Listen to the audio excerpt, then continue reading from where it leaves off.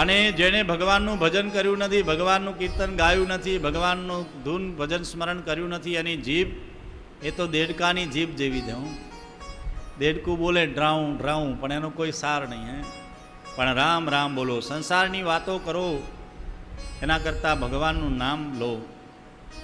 જેટલું ભગવાનનું નામ લેવા એટલું લો.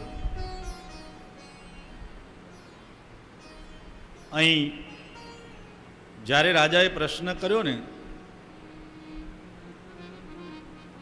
ત્યારે સુખદેવજી એટલા આનંદમાં આવી ગયેલા, ભગવાનનું મંગલાચરણ કરવાનું જ ભૂલી ગયા અને ડાયરેક્ટ બોલવા લાગ્યા, વરિયા નેસતે પ્રશ્ન કૃતો લોક હિતમ નૃપ. બીજા સ્કંદમાં સુખદેવજી મહારાજને યાદ આવ્યું કે હું મંગલાચરણ કરું ભગવાનનું. સુખદેવજી મહારાજ ભગવાનનું મંગલાચરણ કરે છે.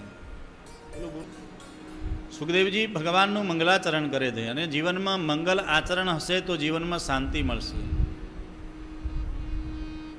મંગલાચરણ સીધો અર્થ સમજીએ તો મંગલ આચરણ, જેનું મંગલ આચરણ હશે એ જ પ્રભુને ગમશે.